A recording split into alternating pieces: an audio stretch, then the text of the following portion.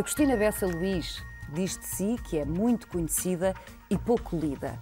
Talvez tenha razão, e se assim for, é pena.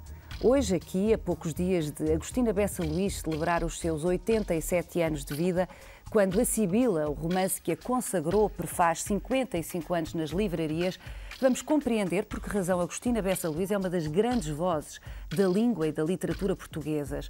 Os escritores Inês Pedrosa e Pedro Mexia são confessos amantes da obra de Agostina Bessa Luís. Ambos estudaram e trabalharam sobre ela e têm coisas especiais a dizer-nos sobre esta senhora que não se parece com ninguém. Uma emissão em que lhe traga ainda outros livros e espetáculos e filmes e exposições de que vai querer saber. Bem-vindo ao Câmara Clara.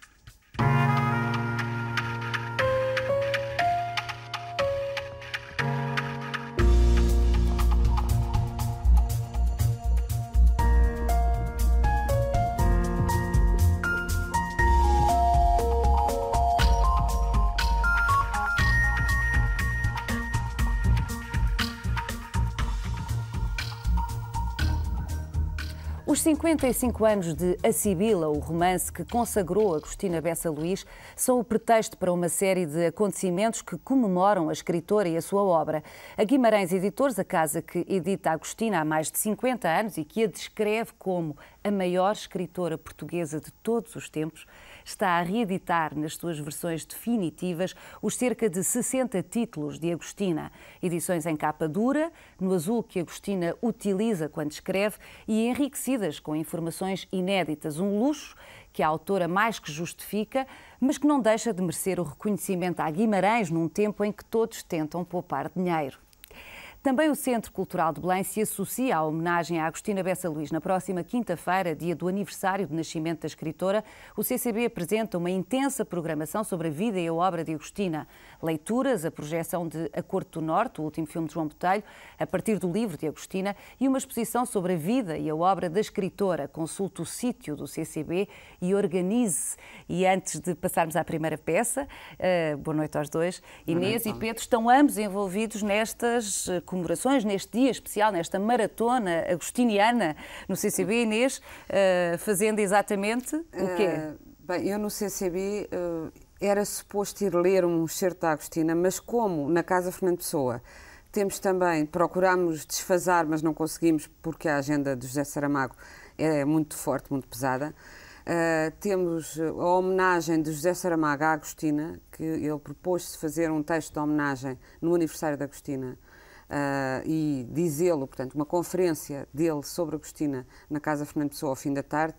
No mesmo dia 15? No mesmo dia, porque é o dia do aniversário. É o dia do aniversário. E, de facto, eu quando isto já foi uma conversa tida antes de eu saber do programa de CCB, tentei antecipar para dia 14, mas dia 14... Isto não há fome, Saramago não tem fartura. Isto é está tipicamente português.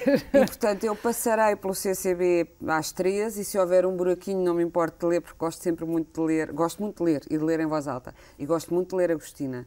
Mas está presente, de qualquer forma, Inês, na exposição, que vai estar patente, porque foi uma exposição que já organizou e que já esteve patente, uma exposição sua e do João Botelho, João não é? Botelho, sobre o Agostina. mérito gráfico é do João Botelho completamente, eu acho que está muito bonita do ponto de vista visual, é uma exposição cujo objetivo é circular pelo mundo, foi encomendada pelo Instituto Camões, pela doutora Simoneta Luz Afonso, e a ideia é uma exposição em português e inglês, nesta versão, depois haverá versões em francês, etc., que é precisamente a ideia de a divulgar, portanto, vida e obra para o vasto mundo que ainda não teve a oportunidade de conhecer. E precisamente na mesma linha, a dinâmica Guimarães, que está de facto empenhadíssima em vender a Agostina ao mundo, Sim, ao mundo que ainda não a conhece, e é justíssimo. produziu, enfim, a partir da exposição. A partir da exposição Exatamente. Que vocês organizaram, Inês produziu caderninho, um caderno, exatamente, que vai levar para a Feira de Frankfurt amanhã, que não é? Tem, no fundo, o texto biográfico,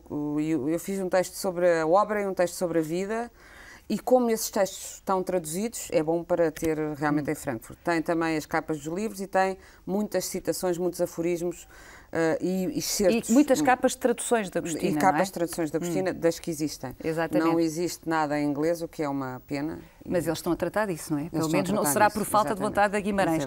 Pedro Mexia, o Pedro está envolvido também no CCB, neste dia 15. As Fúrias, não é? Vou ler algumas passagens das Fúrias e vou também apresentar o DVD da Corte do Norte do João Botelho, que é lançado nesse dia. Portanto, vai ser um 2 em 1. Conhecemos bem essa sua dupla dimensão, escritor, crítico literário, cinéfilo, ligado à Cinemateca, a Inês Pedrosa ligada, como sabemos, é a diretora da Casa Fernando Pessoa, portanto, estamos aqui na presença de 2 escritores, 2 leitores e pessoas interessadas noutras disciplinas, o que nos é particularmente conveniente aqui no Câmara Clara. Uma longa vida não se descreve porque ninguém a vê passar.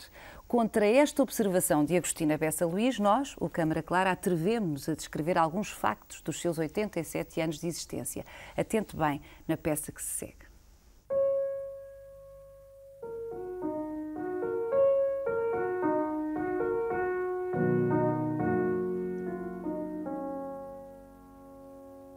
Sempre se afirmou um produto da região, como o vinho verde, que não embriaga, mas alegra. Maria Agostina, a Amarantina, como gosta que a tratem, é senhora de muitos aforismos, com que procura simplificar a vida. Uma vida que começou a 15 de outubro de 1922, filha de mãe de Zamora e de pai da aristocracia rural do Porto. Ao bucólico do campo, Agostina preferiu as luzes da cidade. Estudou nas Doroteias e divertiu-se nos salões de espetáculos geridos pelo pai, que tanto recebiam cinema como cafés-concerto. Aos 22 anos, põe anúncio num jornal. Jovem instruída, procura correspondência com pessoa inteligente e culta. Recebeu 30 respostas, selecionou 5, escolheu casar com o primeiro que a beijou. Já lá vão 65 anos de parceria com Alberto Luís, que ordenou a escrita da mulher e lhe deu letra de máquina. Agostina foi sempre livre de tudo, menos de uma absoluta necessidade de escrita. Encheu a vida de ironia e o papel de uma letra apertada e sem rasura. A novela Mundo Fechado abriu-lhe o caminho em 1948, mas foi com o romance A Sibila, de 54, que Agostina Bessa Luís se impôs como escritora. Ferreira de Castro destacou-lhe a depuração das palavras, Eduardo Lourenço a novidade de um olhar insólito, veemente e desarmante. Agostina escreveu em catadupa, sem tortura e sem reler. São mais de 60 livros, mais de 60 anos de uma obra portuguesa até à medula. Para Manuel de Oliveira, ela é a dama-texto que lhe alimentou filmes como Francisca, Val Abraão, Party ou O Convento. Atraída pela política, foi mandatária de Freitas do Amaral nas presidenciais de 86. Dirigiu o 1º de Janeiro e o Teatro Nacional Dona Maria II. Agostina prefere ter graça a ter fama, mesmo que adore os aplausos. Diz que é muito conhecida, mas pouco lida. Diz também que uma longa vida não se descreve, porque ninguém a vê passar. Em 2006, um acidente vascular cerebral afastou-a da escrita, mas não do jardim de sua casa, à beira-douro. Nasci adulta, morrerei criança, escreveu em Um Cão que Sonha. No sonho em que hoje vive Agostina, o medo da morte é ultrapassado pela curiosidade de saber o que vem a seguir. E não lhe faltam aforismos para o dizer.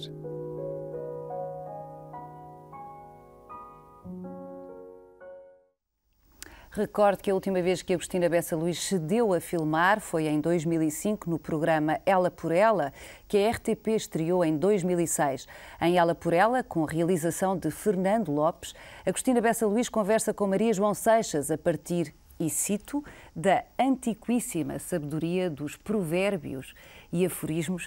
Pedro Mexia, na introdução a este volume que organizou, Contemplação Carinhosa da Angústia, que é um conjunto de ensaios que a Agostina foi produzindo nas mais diversas circunstâncias ao longo da sua vida e que o Pedro Mexia reúne aqui e para que faz um prefácio muito interessante, se me permite. O Pedro, a certa altura, diz que os aforismos de facto são tão... a que se associa tanto a Agostina e que tanto distinguem a literatura de Agostina, funcionam melhor como pontuação dos seus romances e não tanto como um conjunto à parte, o que é qualquer coisa um bocadinho contracorrente daquilo que seria... Sim, há um livro que recolheu, a determinada altura, os aforismos da Agostina, e eu sempre me pareceu que, sobretudo para o nosso modelo do que é o aforismo, que é, enfim, haverá definições mais precisas, mas uma definição mais literal, são frases de efeito. Nós estamos habituados ao modelo do Oscar Wilde, de um certo brilhantismo paradoxal, etc. No caso da Agostina, muitos desses aforismos retirados do contexto, ou retirados do texto em que aparecem, não, para mim, como leitor, não funcionam da mesma maneira. Pontuação era o que eu chamaria a muitas daquelas frases. Vem muito a propósito naquele contexto digressivo em que ela está a falar, mesmo naquelas longas passagens que não são exatamente já romanescas, são... Precisamente, outra das suas observações neste prefácio é que, e cito rigorosamente, à página 11, Agostina é uma grande escritora que escreve romances, mas, de certo modo, isso é um equívoco, que tem dificultado a leitura da sua obra. Ou seja, fica-se com a sensação que ela é arrumada na categoria dos romancistas porque é mais fácil. No sentido que as pessoas que têm uma determinada ideia do romance, e a maioria das pessoas tem uma ideia relativamente convencional do que é o romance, se vão com essa ideia ler a Agostina, inevitavelmente desistem rapidamente, porque em termos de progressão, de arquitetura, de coerência, há coisas que falham. Falham por duas razões. Falham porque, como já foi dito, ela não é uma revisora de si própria, ela é uma força da natureza, e, portanto, escreve e está escrito, mas também porque, de facto, não é isso que mais a preocupa. Dá-se muito aquele exemplo das personagens que aparecem, desaparecem, morrem e renascem ao longo dos romances. E isso mostra como, de facto, isso não é o essencial para ela. Ora, para quem estiver à espera do romance enquanto história bem feita e bem arrumadinha, intriga perceptível, exatamente, inevitavelmente sairá desiludido com a leitura da Agostina. Eu acho que essa é uma, entre outras razões, porque muitas pessoas acabam por desistir de ler Agostina porque têm uma expectativa que não corresponde todo à escrita dela. São textos em roda livre, diz-nos o Pedro Mexia neste prefácio. Inês Pedrosa, concorda com esta leitura do Pedro? Concordo muito, mas e o Pedro também disse, as pessoas que têm uma visão convencional do romance. A mim o que me espanta muito é como é que no século XXI tantas pessoas não falam do comum leitor. E mesmo muitas vezes acho que o comum leitor é menos convencional do que o crítico ou o académico. Porque muitas vezes vejo nas páginas da crítica de jornal considerações, às vezes, em vez de se perceber o que é um romance, o que é que fala aquele romance, qual é o interesse, metade da página é explicar se aquilo é bem um romance ou não é bem um romance, o que é cada vez mais frequente porque os romances estão em mutação, já estão há muito tempo, mas estão... E a preocupação de saber o que é e as fronteiras de género. As classificações, não é? A Agostina nunca se preocupou com isso. E cada vez menos se preocupou, eu acho. Os romances dela, eu diria, muitas vezes podem ser também, pelo contrário, muito acessíveis a quem não esteja com essas expectativas. Eu já fiz a experiência de ler romances da Agostina em voz alta a pessoas com muito pouca instrução e que querem mais o maravilhamento ou o conhecimento da vida, porque se é verdade que os aforismos vivem do contexto, os diálogos são deliciosos, às vezes muito crus e muito populares, e cada vez mais nos últimos livros. E, sei lá, eu estava a lembrar de uma coisa que até é da Corte do Norte, que o João Botelho usa muito bem, que é enjoaste o teu marido, agora aguenta-te. Qualquer pessoa percebe isto, e enjoaste o teu... Ou então, os casamentos não duram, isto é de um outro livro, não duram, queixa-se alguém, os casamentos não duram, que tristeza. E diz a outra mulher, isto é uma conversa de mulheres, não duram, mas repetem-se, o que é uma forma de duração. E coisas assim. Portanto, há muita arte do diálogo, que passa muito bem, e não tem princípio, meio nem fim, porque é como a vida. E como na vida há pessoas que morrem e renascem, porque nós muitas vezes esquecemos que uma pessoa existe. Não nos acontece até estarmos zangados com uma pessoa e já não sabemos porquê. E nos livros dela, quer dizer, claro que é porque ela tem mais que fazer e tem muita curiosidade e anda para a frente. Mas também, eu lembro-me de ouvir uma vez, estava a ouvir essa coisa do morrer e renascer, e dela uma vez explicar ao Eduardo Prado Coelho, em Frankfurt, à saída de um táxi, que tinha o dom da ubiquidade, porque ele estava a dizer, eu marquei, como acontecia-lhe muitas vezes a ele, e às vezes, mas a ele acontecia-lhe muito, marcar várias coisas e depois não ter reparado que era no mesmo dia, e então como resolver? E ela dizia, eu mais ou menos já consigo ir tendo o dom da ubiquidade, mas dizia a séria, e dizia, em presença física não, mas consigo fazer de maneira a que esteja lá, ou seja, enfiava texto ou fazia outra coisa qualquer. E também dizia que tinha a esperança de ser imortal. Eu sei que não é uma esperança vã, porque nunca vi ninguém ser, mas pode ser que seja eu. E a esperança de, não sendo imortal, ir ressuscitando. Ir de ressurreição. A frase dela nessa época era talvez eu possa ir de ressurreição em ressurreição. E acho que os livros também servem para isso. E, portanto, os livros dela são muito parecidos com a vida, porque são desconexos, são caprichosos. As personagens, não há um enredo muito certinho. Há umas secundárias que se intrometem, se tornam principais e depois desaparecem, depois vem outro. Eu acho que isso é muito fascinante. E são muito filosóficos, claro, também. O Pedro diz uma coisa curiosa, sempre neste prefácio, que é pensamento em movimento e muitas vezes as intrigas e as personagens são pretextos, são alibis, é a expressão que usa, são alibis, porque de facto o que lhe interessa é o pensamento, é a observação felina das coisas. Embora ela escolha sempre cuidadosamente os pretextos, ou seja, uma grande parte dos romances são sobre figuras concretas, ou políticas, ou literárias, e portanto há uma espécie de trabalho de alicerces biográficos e históricos que estão lá. Se nós fizermos a lista exaustiva das figuras reais que aparecem mais ou menos travestidas nos romances da Agostina, está lá a história da cultura e da política portuguesa e não só. E, portanto, não é uma pura torrencialidade arbitrária de quem se senta e é o que sai. Não, há uma ideia e há um conceito por detrás de cada um dos livros. E sabemos que... há uma análise, no fundo, crítica de determinadas personagens, de situações, e às vezes até uma catarse em relação a coisas, a relações da vida, e eu acho que toda a gente faz isso em qualquer forma de arte. A Paula estava a falar da Paula Rego há bocadinho, que é muito apropriada, é muito... enfim, há uma ligação fortíssima da Agostina com a Graça Moraes e trabalharam muito juntas, mas Paula Rego também essa capacidade de dizer coisas assim, parecem muito disparatadas, mas que fazem todo o sentido.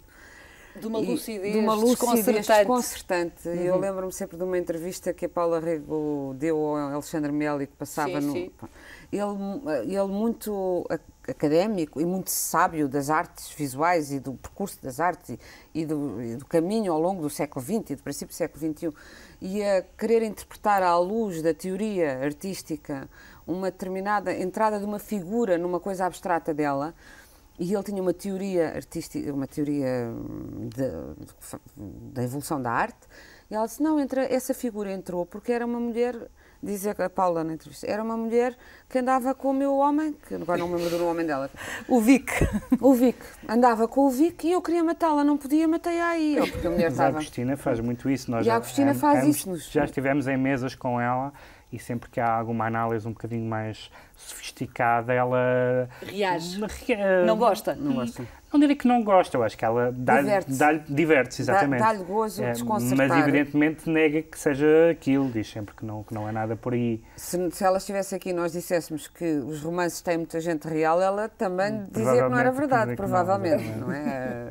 Esta liberdade, ou estas liberdades, é mais um plural, parece-me, que há literárias a que a Agostina se dá, de alguma forma, tiveram um prenúncio na sua própria vida desde a infância. Enfim, é assim que nos contam a Agostina, é assim Inês Pedrosa que nos conta a vida da Agostina, nomeadamente numa biografia que faz dela neste livro, 20 Mulheres para o século XX, que penso que esta biografia que faz, parte de algumas entrevistas que ela lhe deu, e algumas delas antológicas.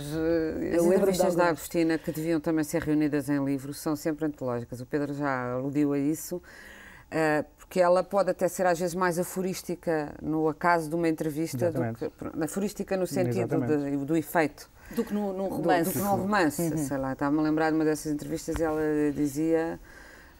o sucesso é menos importante do que um vestido bonito, ou famoso. Pronto, isso é mais... Até porque nesse tipo de intervenções ela quer explicitamente provocar. Eu lembro de um dos textos dela que gerou mais cartas de leitores, que foi, eu não sei reproduzir exatamente o que é que ela disse na altura, mas que foi umas declarações que ela fez a um jornal, a uma revista, quando morreu a princesa Diana, em que havia uma espécie de luto universal, e ela fez uma consternação geral, e ela não é? fez um comentário muito pouco abonatório, e aquilo, naquela altura, o timing com que ela disse aquilo foi recebido com uma certa hostilidade, e isso certamente que a divertiu muito. Sim. Mas falando em liberdade, eu não resisto a pedir à Inês que a Inês conte algo que a Agostina Bessa de Luís lhe contou voluntariamente sobre a forma como casou.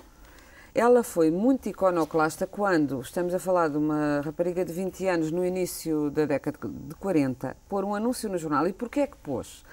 Porque, dizia-me ela, e disse-me numa entrevista, estava cansada de sentir que os rapazes se aproximavam dela à volta do dinheiro do pai, ou do... Ela teve um namorado, um namorico. Bom, o que ela me contou foi que arranjou um namorico porque era muito parecido com o Orson Welles, pelo qual ela tinha muita admiração como ator e como realizador. Ela era fascinada pelo cinema porque o pai, além dos cabarés e não sei o quê, tinha cinemas. Lançou vários cinemas no Porto. Ela adorava, e particularmente os filmes onde aparecia ou que eram realizados pelo Orson Welles. E arranjou um rapaz no Porto para namorado que era fisicamente parecido com o Orson Welles, mas abria a boca e era uma desgraça.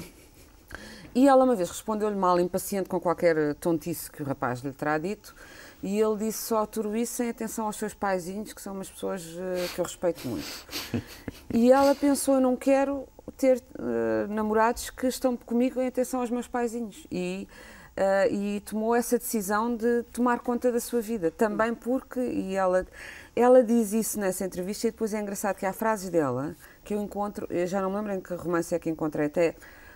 Não sei se é num destes, porque os reli há pouco tempo, não é nas Fúrias, não faz sentido que seja, não sei se é na Ronda da Noite, neste momento não sei precisar, mas eu creio que é na Ronda da Noite, que há um momento em que alguém decide que vai casar porque aquele homem lhe deu o beijo e aquele beijo era o sinal do encontro definitivo. E ela diz numa entrevista, portanto ela foi selecionando as cartas, depois a história ainda é mais divertida porque... Veio a saber, anos mais tarde, que a carta que a fez selecionar o Alberto Luís foi afinal escrita, um marido, teria sido escrita, pelo menos foi o que foi dito, o que lhe foi dito a ela num jantar de curso de Direito, porque o Alberto Luís, o marido da Agostina, era estudante de Direito, e quer os pais dela, quer os dele, sobretudo os dela, foram contra o casamento, porque ele era um estudante em Coimbra, não era um homem com posses, e ela casou sem os pais, que é outra coisa, casou à revelia. Uhum. O que também não era nada comum na época, e foi viver para Coimbra com o seu estudante. Mas essa carta não terá sido escrita só por ele, não é? Terá sido escrita por 3, ele e mais 2. Quem lhe disse isso foi já... Porque a propósito de uma pergunta que eu lhe fazia sobre o casamento, ela disse o casamento, a monotonia, aquelas coisas. Nunca tem, é sempre uma surpresa. Então eu, não sei, 30 anos depois ou mais de estar casada, venho a saber esta história sobre... Quer dizer, o colega veio dizer, olha... agora, que já passou tanto tempo, posso dizer, a carta foi escrita por 3, o seu marido de facto mereceu-a porque foi mais inteligente, porque nós o que decidimos foi, vamos os 3, contamos a história, ela escolherá um ou nenhum, ou zanga só. E o que entendeu fazer o Alberto Luís foi antecipar o encontro e, portanto, telefonou-lhe a dizer que o encontro seria mais cedo, ela encontrou-se com o Alberto Luís, já não se encontrou com mais ninguém. Independentemente da dimensão passional desse encontro, quem somos nós para sequer tentar saber mas disso? Mas quando ela disse, só para terminar, sim, quando ela confrontou o Alberto Luís com isso, ele disse que era mentira. Ele está a inventar isso, é mentira. Está a ver o que é o casamento. É um homem que ao fim de 30 anos ainda nos mente com um grande sorriso na boca. Mas sempre com a ironia e com essa capacidade manifesta em 74, em cima do 25 de abril de 74, de presença de espírito. Exato, que exige uma distância e que se divertir e que exige uma distância. Com a surpresa antes de passarmos para a próxima peça, que eu acho que também nos vai ajudar, enfim, a compreender melhor de quem falamos quando falamos da Agostina Bessa Luís, muito rapidamente, é uma pergunta abusiva, mas não resisto a fazê-la. Acham que, independentemente da dimensão passional deste encontro que foi entre Agostina e aquele que veio a ser o seu marido, que é o seu marido, houve aqui uma necessidade de alguma forma, resolver este capítulo da sua vida para ter a liberdade que, de facto, ela queria ter na linha, ou enfim, no certo sentido da Virginia Woolf, um quarto só para si. espaço para ela para escrever, para pensar, para não se preocupar mais com as andanças escolheu romanescas. Um homem que lhe passava os romances a limpo, que lhe Temos aqui os livros. Exatamente, uma pérola emprestada Escolheu pela mais Guimarães. do que isso, escolheu um homem que mais do que Muso... Como é que é? Datilo escrito. Mais do que Muso foi um apoiante concreto. Da Sibila. Eu estou de acordo com o que a Inês disse, que é bastante equívoco, mais uma vez, é uma palavra que surge muitas vezes, é bastante equívoco chamar conservadora a Agostina, porque, por exemplo, esse episódio é um episódio curioso de alguém que, do ponto de vista exterior, pode até fazer o que parece prescrito, que é o casamento, que seria uma espécie de fatalidade social. Mas ela, por um lado, toma essa atitude voluntarista e quase prática, quer dizer, é quase como se fosse tirar o passaporte e está o assunto resolvido. Está resolvido. E, portanto, aquilo que parece de fora o conformismo é, do ponto de vista dela e da orientação da sua vida, uma coisa decidida por ela, no tempo dela, à maneira dela. E isso não é exatamente... Quer dizer, pode até ser conservador num certo sentido, não é certamente conformista. E as palavras não se equivalem. Uma das formas de compreender um autor é observar a natureza da sua relação com outras obras e outros autores. Sofia de Mel Brainer faria no próximo dia 6 de novembro 90 anos. Agostina e Sofia foram contemporâneas, amigas, distantes.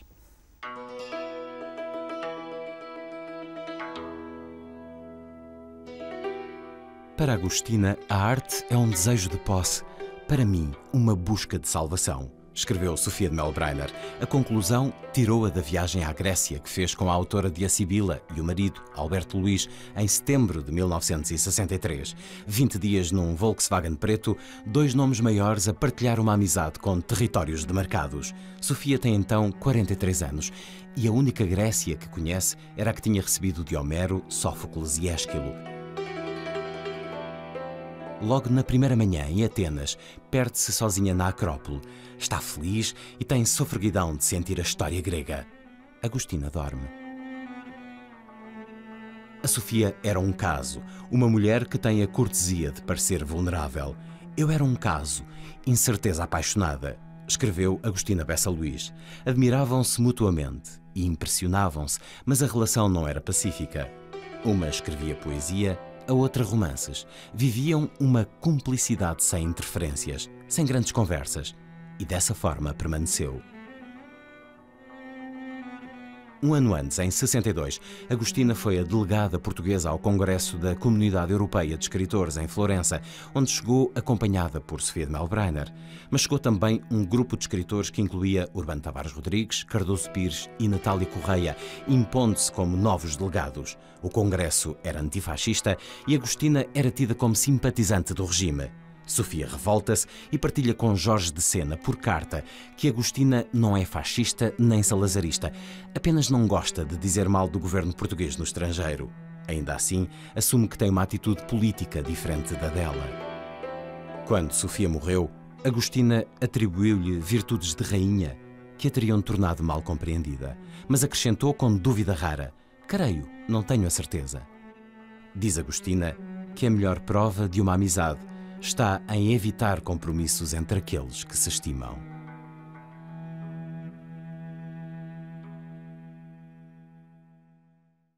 As citações que Luís Caetano faz de Agostina sobre Sofia são retiradas do texto que Agostina escreveu em 2001 para o número da revista Relâmpago, dedicado a Sofia de Mel Brainer.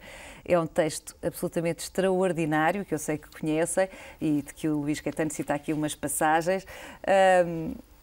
A Inês Pedrosa diz: com Sofia aprendi a ler e a morrer. Veja se estou a citá-la bem, aqui dá jeito, porque como está aqui pode corrigir-me já. Com Agostina aprendi, portanto, repito, com Sofia aprendi a ler e a morrer. Com Agostina aprendi a viver e a escrever. É exatamente isso que eu sinto. Desenvolvimentos sobre isto. Aprendi a ler, de facto, com a Sofia, que os primeiros livros que me fascinaram foram os livros infantis da Sofia, depois a poesia. Tive a sorte que me deram ambas as coisas muito e muito cedo. E com a poesia aprende-se bastante a morrer, e talvez por isso a Agostina fugisse bastante da poesia. Afetava desdenhá-la, tem muitos comentários sobre poetas muito desdenhosos e às vezes também muito lúcidos, e às vezes carinhosos, mas menos vezes Ela carinhosos. diz precisamente neste texto, desculpe interrompê-la, não perca o fio à meada, os versos não me dizem muito, mas as pessoas que os criam sim, também é preciso até dizer que era um texto sobre a Sofia, portanto tinha que dizer que as pessoas... Mas há pouco, quando estávamos a falar da torrencialidade da Agostina e tal, um momento lindíssimo de homenagem à Agostina a que eu assisti foi o Eduardo Lourenço, que foi um grande amigo dela sempre, tem sido sempre, e que escreveu belíssimos textos sobre a Agostina, a explicar, precisamente agora que falou da Relâmpago, ocorreu-me isso, num número da Relâmpago dedicado ao Eduardo Lourenço, ele, em resposta ao que foi dito sobre ele na apresentação do número, diz: poesia, o que é que eu sei da poesia?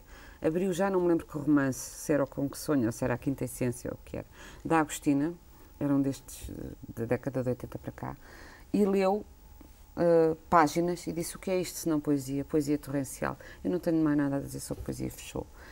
Um livro da Agostina, um livro da Agostina, que também é poesia. Com certeza. E, portanto...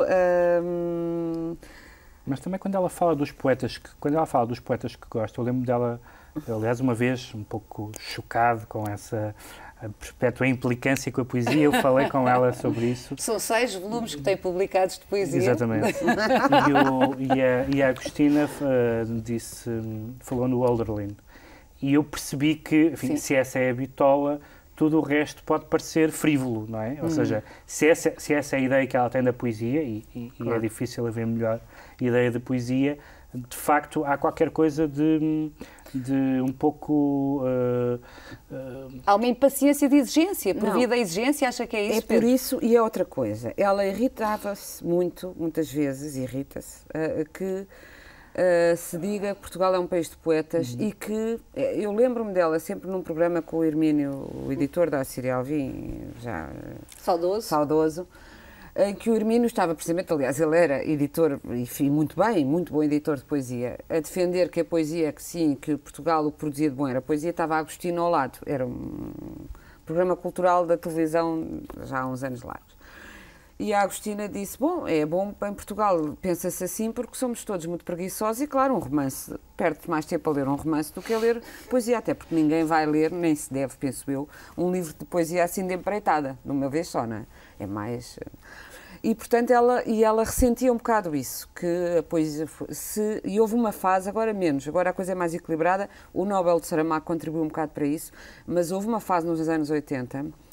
que ser romancista era ser uma espécie de Mulher a Dias da arte verdadeira, que era a das noites inspiradas, que era ser poeta. E ela reagia também era a isso. Eu penso que... O Pedro tem uma interpretação um bocadinho menos prosaica, mais sofisticada, que é a fasquia tão lá em cima, Hölderlin, que tudo o resto lhe parece de menos. É sim, isto? há uma certa tradição de considerar a poesia. Há as duas tradições. Há uma, a tradição do inefável, de que os poetas vivem num reino próprio, e há uma também tradição da poesia como tagarelice, como uma espécie de recusa do mundo através de fórmulas mais ou menos encantatórias. Eu diria mais que era este segundo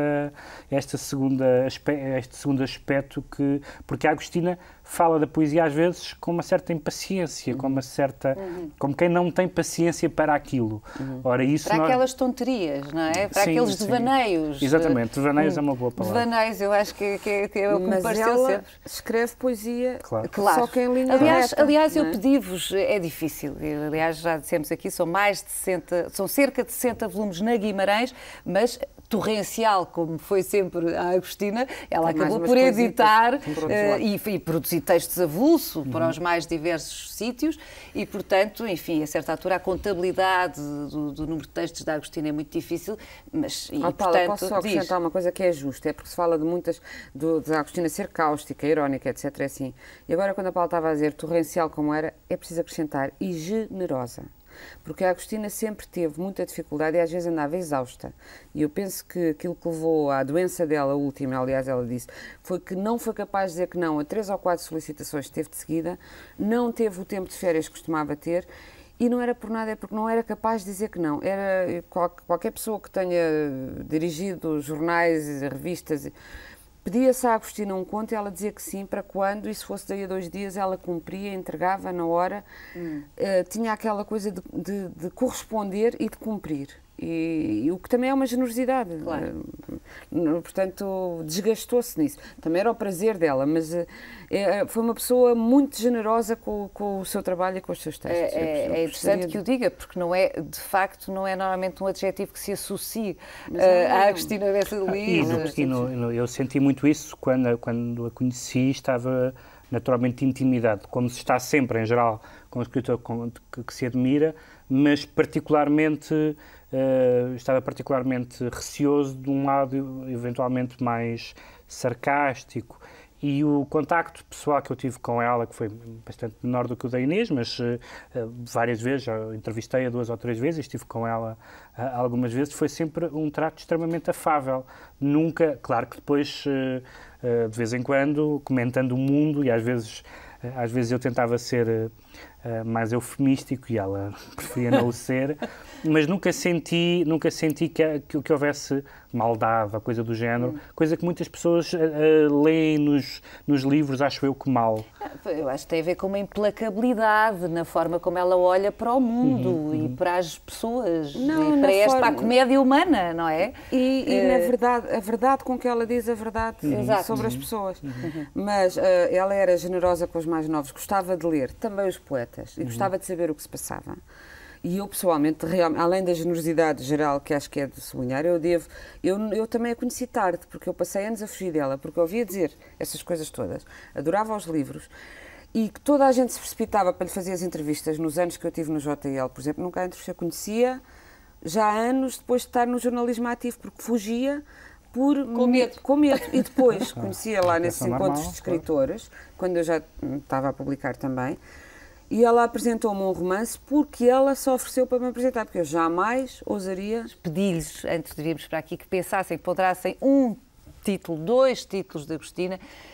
Eu sei que o Pedro escolheu Fanny Owen. Sim, por várias razões. 2 delas, ou 3, as principais são... Primeiro porque é um dos romances que deu um filme do Manuel de Oliveira, e um dos melhores filmes do Manuel de Oliveira, o Francisca.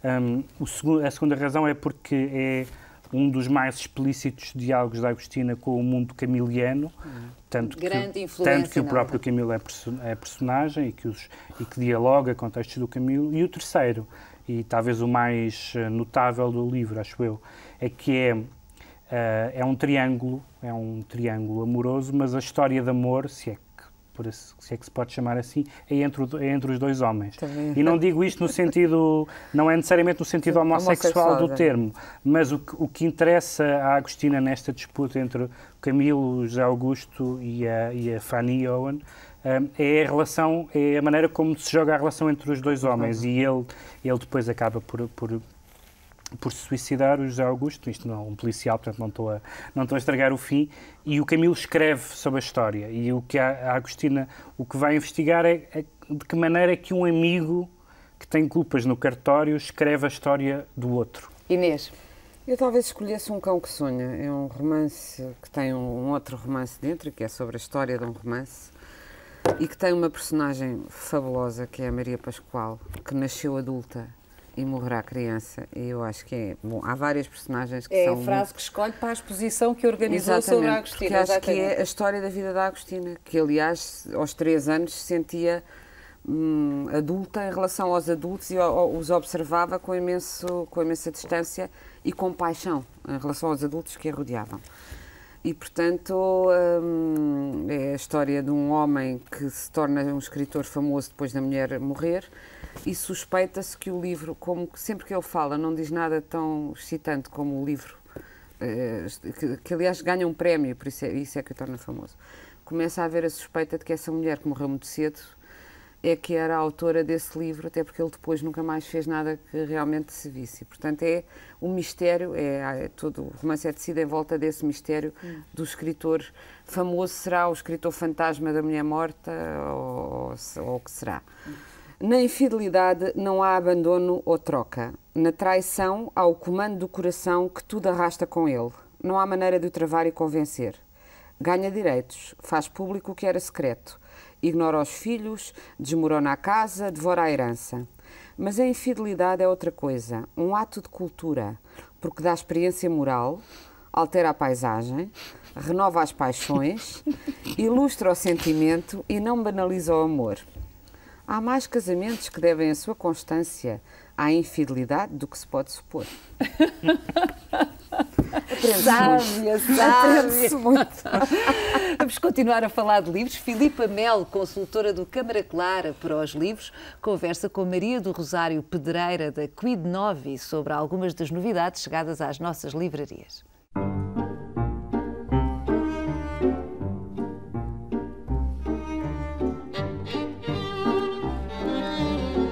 Maria do Rosário Pedreira, diretora editorial da Quid Novi. Desde o início que tu te destacas como editora no sentido de acompanhar e promover os novos autores de literatura portuguesa. E é o caso do Paulo de Moreiras, que nos dá uma das boas novidades da Rentrée na área da literatura portuguesa contemporânea. Os Dias de Saturno é o segundo romance, tu acompanhaste já o primeiro, A Demanda de Dom Fuas Bragatela, em 2002.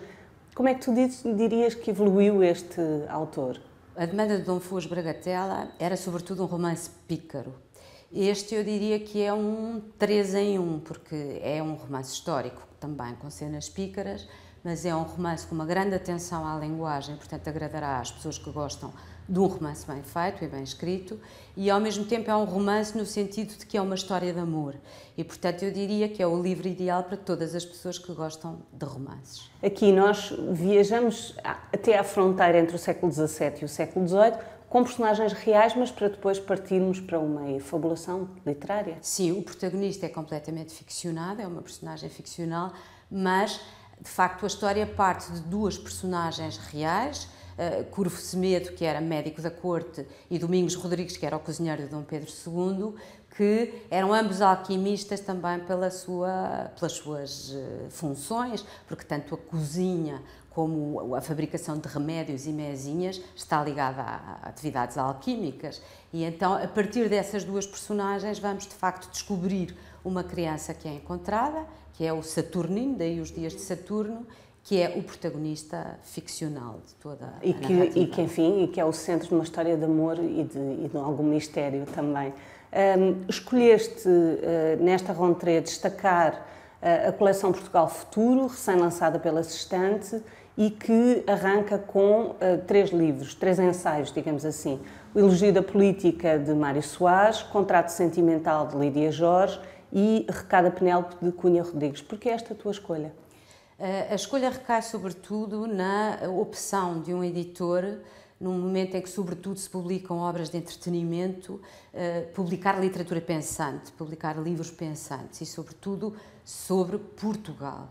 E portanto foram buscar justamente as pessoas certas, diria eu, para fazerem os livros sobre política, justiça, e o livro da Lídia Jorge, que é um livro um pouco de síntese do que é o futuro ou de arranque da coleção, não é? Exatamente. Porque ela faz uma viagem, enfim, que passa por várias perspectivas do que é o Portugal contemporâneo. Fala de identidade, fala da autonomia, fala de migração e fala depois de áreas mais próximas da sua atividade, os livros, a imprensa, a comunicação, etc. 3 propostas de ensaio para pensarmos Portugal hoje e no futuro.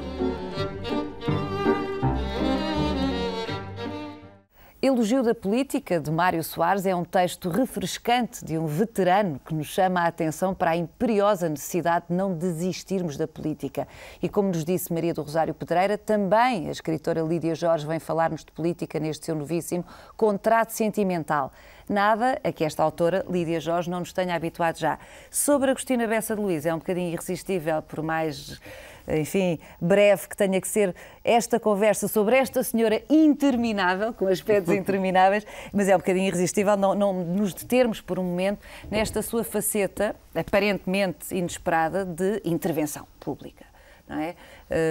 Quer dizer, diretora do Teatro Nacional, Dona Maria, da rádio, do 1º de Janeiro, enfim, este tipo de intervenção, como é que interpreta isto?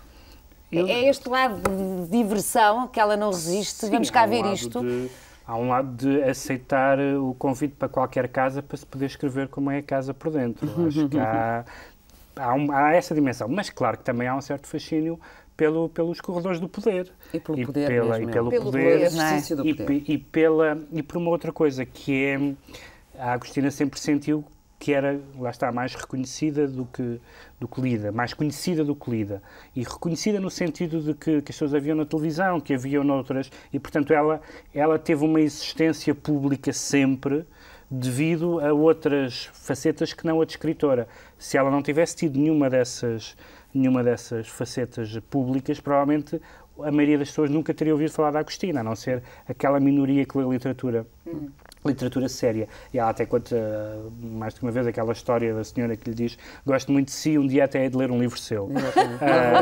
E que tinha a ver com isso, ou seja, as pessoas tinham uma ideia dela quando ela entrava em talk shows, em debates, em coisas desse género. Ela tinha um certo valor espetacular, no sentido positivo da palavra, e o poder também tem essa dimensão espetacular. Eu acho que era mais isso do que propriamente que isso fosse a vocação dela.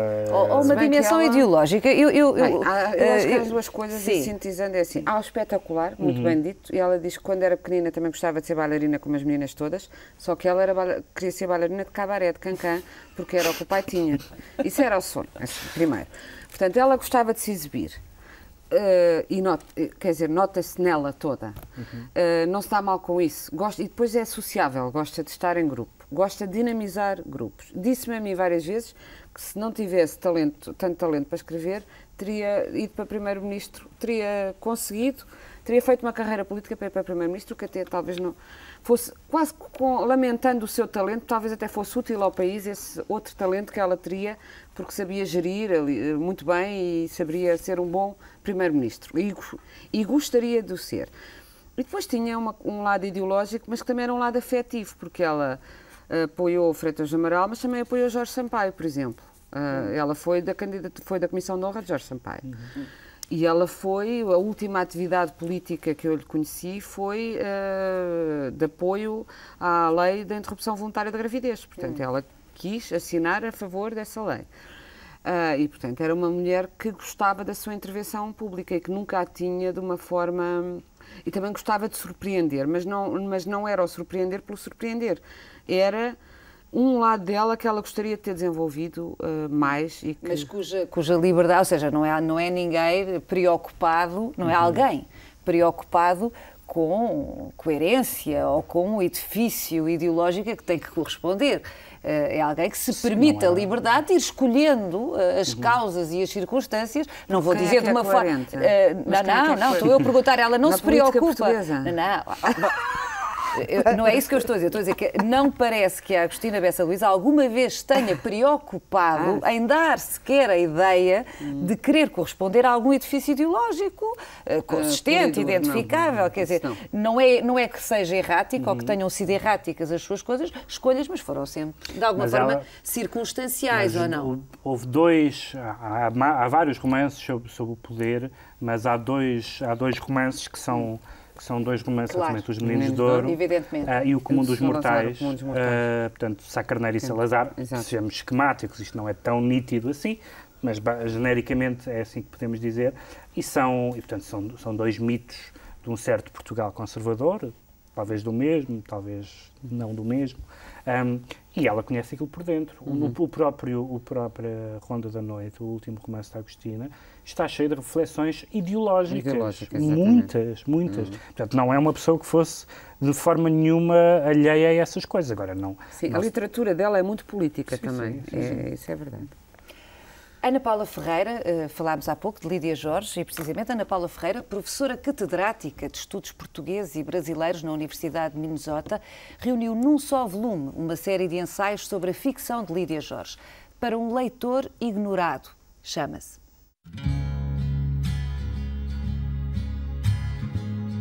Para um leitor ignorado, ensaios sobre o Vale da Paixão e outras ficções de Lídia Jorge contém vários ensaios, a maior parte dos quais é sobre o Vale da Paixão.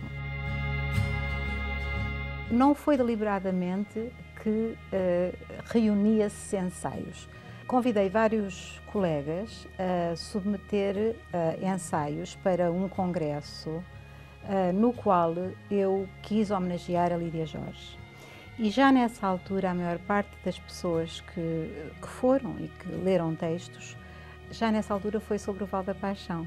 É um romance que se centra sobre a intimidade, o processo de vinda à escrita, mas também de vinda à maturidade de um sujeito feminino. E eu penso que é por esse mesmo motivo que o livro capta tanto a nossa atenção.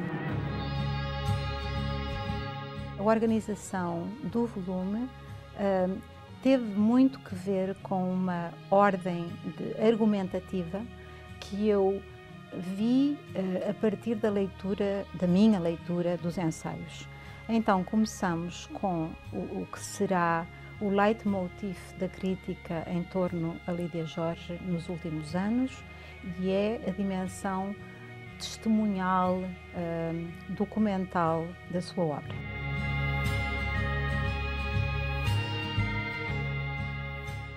Continuamos com outros livros neste programa, nesta emissão dedicada a Agostina Bessa Luís. São todos bem-vindos. A generosidade da escritora já aqui foi eludida. O escritor angolano Luandino Vieira acaba de lançar o livro dos Guerrilheiros, a segunda parte da trilogia que iniciou com o romance O Livro dos Rios, mescla de testemunho e ficção sobre a história contemporânea de Angola. A angolana Ana Paula Tavares, poeta e historiadora, fala-nos de O Livro dos Guerrilheiros.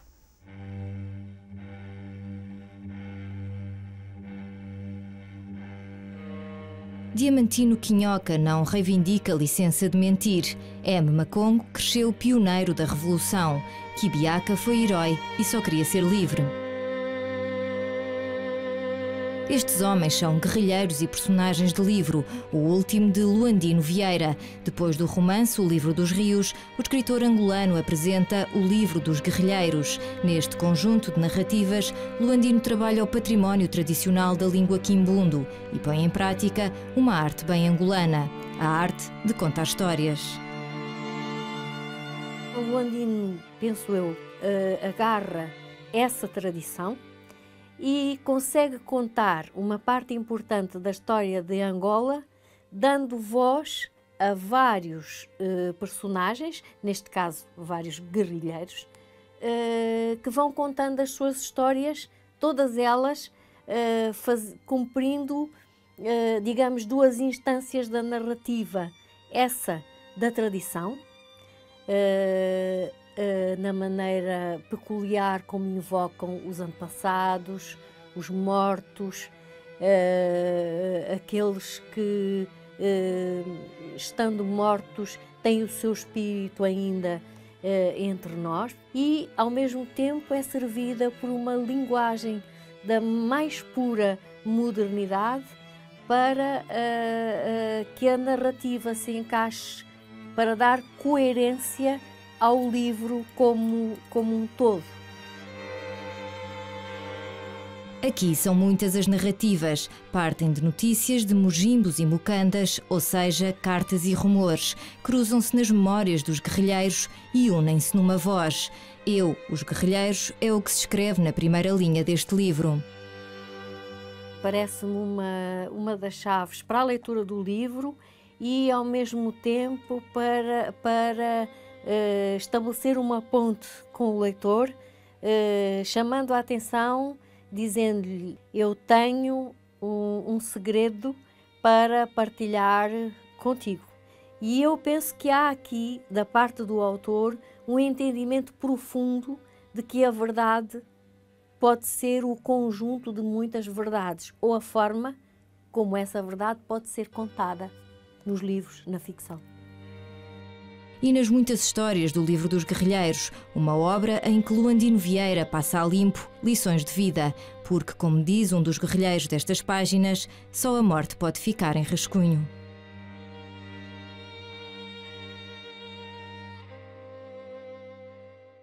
O Livro dos Guerrilheiros, o último livro de Luandino Vieira, e por falar em Angola, chamo-lhe a atenção para a edição em DVD do filme Deus até amanhã, de António Escudeiro, 4.000 quilómetros, 25 dias em Angola, um roteiro sentimental, uma produção de 2007.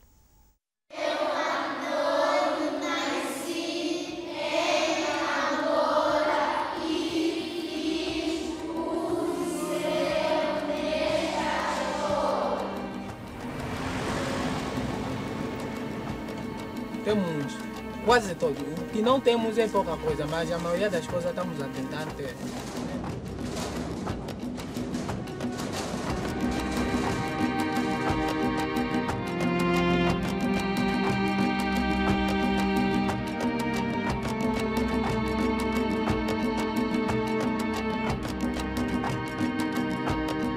Eu conheci o seu pai em 1961.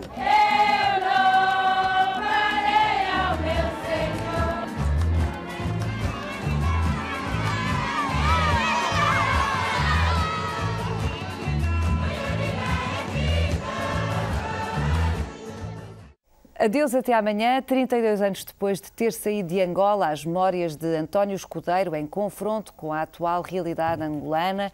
O mundo é vasto e diverso e, precisamente, pergunta a ambos algumas das novidades, e são muitas, sempre chegadas à livraria, que se torna-se, e falo agora com o Pedro Mexia, como crítico, deve ser absolutamente infernal tentar acompanhar o volume de edições, porque, enfim, mas de tudo o que tem saído, deixe-me ver. O último romance de António Lobo Antunes, presumo que ainda não teve tempo. Ainda não li, não. Ainda não teve tempo. Eu gostava de, não está aqui na mesa, mas estão a sair as obras do Richard Yates, um romancista americano que morreu praticamente com os livros todos fora do mercado, que foi redescoberto nos últimos anos e que agora está a ser outra vez redescoberto graças ao filme do Sam Mendes, A Revolutionary Road, que é o melhor romance dele. Entretanto, já saíram, além desse, saíram mais 2 romances dele na Quetzal, vão sair os contos, e que é um escritor muito forte, é um escritor um bocadinho antiquado, no sentido que é um escritor pré-modernista, num realismo muito estrito, mas que dá muito bem aquela paisagem social e mental e sexual do subúrbio americano e dos anos 50. Dos anos, sim, sim, dos anos 50 também, mas desde antes, desde os anos 20, à guerra, até os últimos romances dele são dos anos 80. E é um caso de um escritor que de repente é redescoberto, e os livros aparecem todos, vão aparecer quase todos. Ele tem, suponho que 7 ou 8 romances e 2 livros de contos, e eu acho que é um autor que vale a pena descobrir. Quem gosta, por exemplo, do John Updike ou do John Cheever, é um autor dessa linha. Por falar em John Updike, que também tem um livro agora recém-traduzido em português, deslumbrante, diz John Updike, de como Proust pode mudar a sua vida, de Alain de Botton. Sei que leu, não sei se subscreve a descrição de John Updike, do Botton. Esse livro é um daqueles livros, há muitos livros assim que o título é tão bom que é quase impossível corresponder.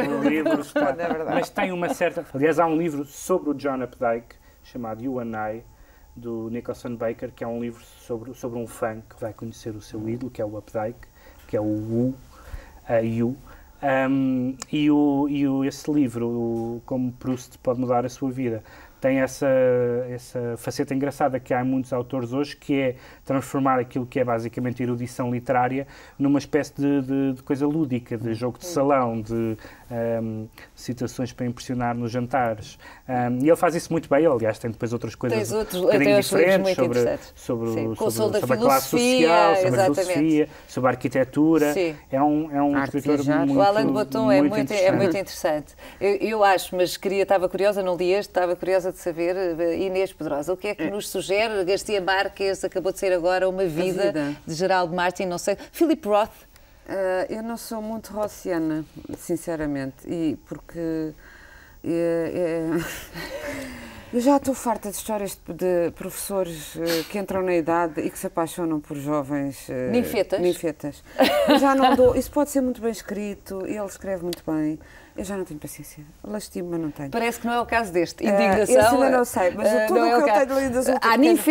Há ninfetas, mas acho que o cavalheiro é mais... O personagem tem a idade mais próxima das ninfetas. E acho um bocadinho exagerada a fama do Philip Roth enquanto puramente escritor. Quer dizer, então o que é que nos sugere? Se fosse para ganhar o Nobel, acho que o Amos Oz ou o Vargas Llosa ou o meu velho Kundera trabalham com outra originalidade. Porque Philip Roth há vários na América, é um estilo americano muito marcado. Enfim, minha opinião, mas não é. Pois é. Eu, como também, bem, esse Roth tem uma vantagem em relação à moda, agora, que é dos livros, mesmo para miúdos, os dos vampiros, ou para adultos, é os livros de 700 páginas. Eu acho muito bem que as pessoas voltem a lê-los. A biografia do Marques promete também, não é? Não, este do Roth é razoável. Não, eu estou a dizer, a biografia do Marques 170 páginas, isto é perfeitamente... Não, o Roth é abordável e eu abordá-lo-ei. Mas eu repeguei agora neste... Achei graça porque O Túnel é um romance bastante concentrado, do Ernesto Sábato, que tinha sido publicado pela Relógio d'Água, aliás, em tradução do próprio editor, que é o Francisco Val, boa tradução, nos anos 80, 85, e com uma capa lindíssima do Jorge Colombo. E agora, desta vez, surge com uma capa a partir de um quadro do pintor favorito do Jorge Colombo, que é o David Hockney, o que não deixa de ter graça. Mas é um romance que é sobre a pintura também, sobre o que é a pintura, como a pintura, não é o Proust, mas como uma pintura pode mudar a nossa vida. No caso, é uma pintura que um pintor faz que muda a vida dele e muda a vida de uma mulher, que vai ter um fim um pouco infeliz por causa dessa pintura, mas é uma história, é uma reflexão sobre o que é a arte, o que é a cultura, o que é o amor e o seu oposto. É muito concentrado, é um grande romance muito concentrado. E um clássico contemporâneo. E um clássico contemporâneo que foi agora reeditado. Muito bem. E eu ando-me a apetecer ler livros que dão trabalho a ler, mas são curtinhos e que podemos repegar e andar com eles debaixo do braço, porque que se ruminam. Que se ruminam, exatamente. Um dos meus romances favoritos, e acho que é um livro que demora imenso tempo a ler, é o do Henry James, A Coisa Mais Pequenina que o Henry James, A Fera na Selva. Aquilo é curtíssimo, mas aquilo para ser bem lido demora muito tempo a ler. Esse e o Desenho no Tapete são os dois livros do Henry James que eu prefiro. São os dois finíssimos, mas para ler aquilo bem lido demora muito tempo e às vezes acho que... Para ruminar não é como o James. Exatamente. 200 filmes em 11 dias, isto é o oposto da ruminação. É o que nos propõe a 7ª edição do Festival Internacional de Cinema Documental de Lisboa. I remember you, my friend, from displaced person camp. A voz e as imagens são de Jonas Mekas. O filme chama-se Reminiscences of a Journey to Lithuania. Foi realizado em 1972 pelo cineasta que há cerca de 40 anos introduziu nas telas os diários filmados. Jonas Mekas, figura do underground e do cinema experimental norte-americano, é o convidado de honra da 7ª edição do DOC Lisboa.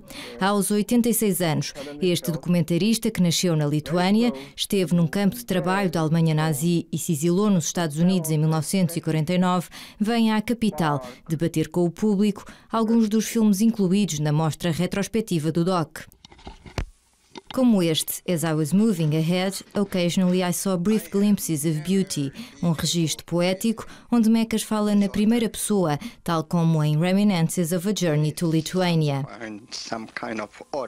Mas há mais para ver nesta edição do Festival Internacional de Cinema Documental. São 11 dias para cerca de 200 filmes. Para além dos documentários em competição nacional e internacional, há antestreias e sessões especiais. Mantém-se a secção Heartbeat, dedicada à música, e a ela junta-se Footdoc, com filmes sobre o desporto rei. Kill the Referee, de Yves Inan, segue de perto a tensão em que viveram os árbitros do Mundial de 2006. Outras histórias que marcam o DOC Lisboa são de amor, na secção Love Stories, e de guerra, com o cinema dos Balcãs em foco numa retrospectiva sobre o documentário pós-jugoslavo. 17 filmes que chegam da Macedónia, Eslovénia, Croácia, Bósnia, do Kosovo, Montenegro e da Sérvia. The Crime That Changed Serbia é um deles e pode ser visto já na próxima quinta-feira. É a partir desse dia e até 25 de outubro que o DOC se instala na Kulturgest e nos cinemas Londres e São Jorge, em Lisboa.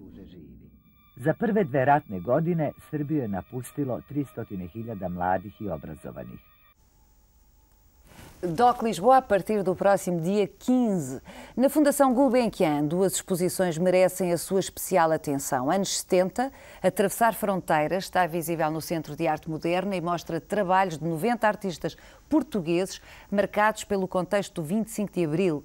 No edifício da sede da Fundação, inaugurou há 2 dias a Interpretação dos Sonhos, fotografias de Jorge Mulder. Na Cordoaria Nacional, também em Lisboa, a exposição Inside, Arte e Ciência, mostra trabalhos de 22 artistas que, de diferentes formas, baseiam as suas obras na ciência, da biologia à robótica. Conferências com cientistas nacionais e estrangeiros e uma homenagem a Rómulo de Carvalho completam esta iniciativa, que é um acontecimento relevante para todos quantos se interessam pelas tendências contemporâneas das artes visuais. Nas Caldas da Rainha está em cena um dos espetáculos mais interessantes do momento. Letra M é uma coprodução do Teatro da Rainha e do São João do Porto, que leva à cena um texto com 600 anos, cuja atualidade é desconcertante. Outra mais-valia do espetáculo é a cenografia de João Vieira, o pintor, recentemente desaparecido, continua presente entre nós através da sua obra, de que o último gesto foi esta contribuição para Letra M.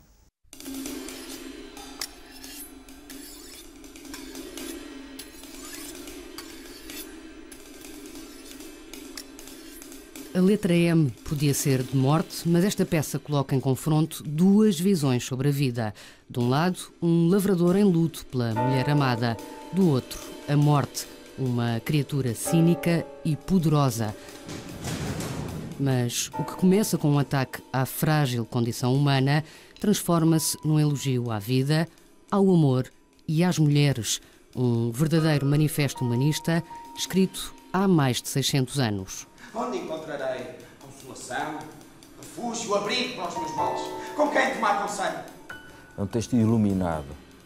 É um texto que antecipa a centralidade de um homem na sua relação com a natureza. Quer dizer, no momento em que o mundo é teocêntrico e em que a figura de Deus é dominante na consciência dos homens, o que se verifica nesta peça é que ele, o lavrador, a certa altura diz, e os pensamentos que nos permitem ir tão longe com aquilo que tem a ver com os nossos projetos de vida e com a vida, tão longe que porventura nos permitem ir para além de Deus. Isto é uma frase que é dita num texto escrito em 1401. É um texto que antecipa de alguma maneira uma visão humanista, uma visão renascentista. Mas há outros pontos de partida nesta criação coletiva do Teatro da Rainha, como o ambiente cenográfico assinado pelo artista plástico João Vieira. Espaço, cenário e figurinos acentuam a desigualdade das forças em confronto. Mistura 2 coisas um pouco inconciliáveis. A ideia do circo romano, por um lado, e a ideia do Parlamento, do espaço democrático. Portanto, o lavrador está no buraco, está enfiado na arena e os espectadores acompanham numa espécie de U aquilo que lhe acontece. E o registro é muitas vezes um registro de violência exercida, no sentido do cristão que foi lançado aos leões, mas simultaneamente é um espaço que é um espaço da palavra e da palavra partilhada entre todos. Para o final está reservada a resolução do conflito. A letra M, com a marca de João Vieira, fica nas Caldas da Rainha até ao próximo sábado. Em fevereiro chega ao Porto, ao Mosteiro de São Bento da Vitória. Da excelente companhia de Teatro da Rainha, Letra M está em cena na antiga lavandaria do Centro Hospital Oeste-Norte das Caldas da Rainha. Com a encenação segura de Nuno Cardoso, Jardim Zoológico de Cristal, o clássico de Tennessee Williams, é levado ao palco do Centro Cultural Vila Flor, em Guimarães, de sexta a domingo próximos. Nós estamos mesmo a chegar ao fim desta nossa conversa. É uma pena, porque, já o disse, repito, nunca será demais dizê-lo, Agostina Bessa Luís é uma autora e uma personalidade interminável, portanto, com facetas que justificariam muitas horas de conversa e seria seguramente aliciante para quem os iria ouvir, mas não é possível. Estamos mesmo a terminar. Tem alguma sugestão de um filme, de um espetáculo? Se me é permitido um bocadinho de publicidade, há uma exposição que eu gostava de convidar toda a gente a ver na Casa Fernando Pessoa, que é de um artista plástico contemporâneo muito interessante, muito criativo, que é o Albuquerque Mendes, que tem uma instalação no quarto do Fernando Pessoa, muito surpreendente e eu acho que resultou honestamente muito bem. Foi uma proposta dele para a Casa Fernando Pessoa e uma outra instalação no último piso da casa. Enfim, fazem parte da mesma instalação e chama-se O Agrimensor de Metáforas. É em torno do universo do Alberto Queiro. E está aberta todos os dias, está patente todos os dias, das 10 às 6 da tarde, incluindo sábados. E eu acho que qualquer que mereça a visita, o trabalho dele. Fica a sugestão. Pedro, algum filme? Sim, não tem sido um ano excepcional. O último filme de que eu gostei bastante, ainda está em cartaz, é o último filme do Tarantino, que não tem um nome muito bonito, chama-se Sacanas Sem Lei, e que é um filme que parece um filme de guerra, não é um filme de guerra, parece um filme histórico, não é um filme histórico, que é um filme sobre como o cinema derrotou o nazismo, que é uma ideia bastante ousada, e talvez seja o primeiro filme da história em que um dos heróis é um crítico de cinema. Que, em geral, não é uma personagem que costuma mais ou menos omnipresente. Como herói de coisa nenhuma. Fica a sugestão. Eu sei que outro dos filmes de que a Inês gostou muito recentemente é O Leitor. Já não está em cartaz, mas há em DVD. Eu também já só o apanhei, infelizmente, em DVD. Vi-o num ecrã maior possível em DVD, mas é um filme belíssimo. E o livro que deu origem ao filme também é muito bom, mas o filme é belíssimo. Eu agradeço aos dois esta conversa sobre Agostina Bessa Luís, agradeço-vos as sugestões que nos deram e espero que daqui saiam novos leitores de Agostina Bessa Luís, porque, pelo menos, como se costuma dizer, já vão desenganados. Mesmo a terminar, recordo-lhe que em www.rtp.pt/Câmara Clara encontra muito mais sugestões de livros, discos, espetáculos, exposições, filmes, conferências, tudo escolhido para si pelos nossos consultores. No mesmo sítio pode ainda visionar todas as nossas emissões no dia e à hora que mais lhe convierem. E despedimos desta emissão, dedicada a Agostina Bessa Luís, com a sugestão de um filme que está em cartaz. Eu sei que o Pedro Mexia já viu e considera que... Decorativo. É um problema dos filmes em que o guarda-roupa e os cenários têm um papel muito preponderante.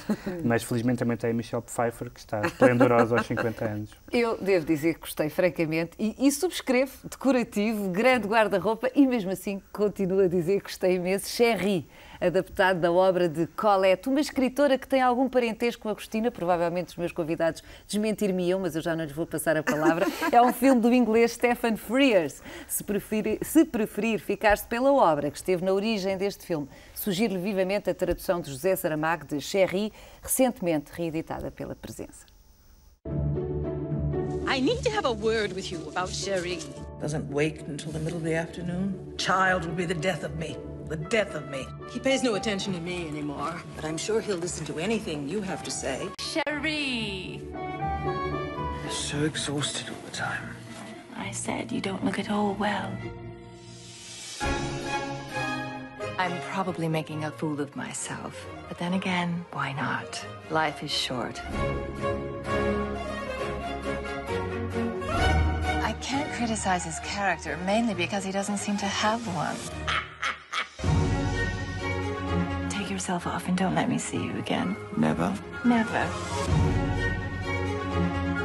Do you enjoy being spiteful? I always find it cheers me up.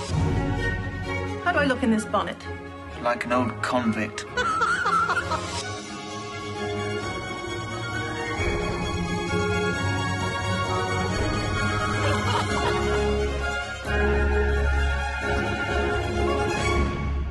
Don't you have any more colourful details for us? I can't think what you mean.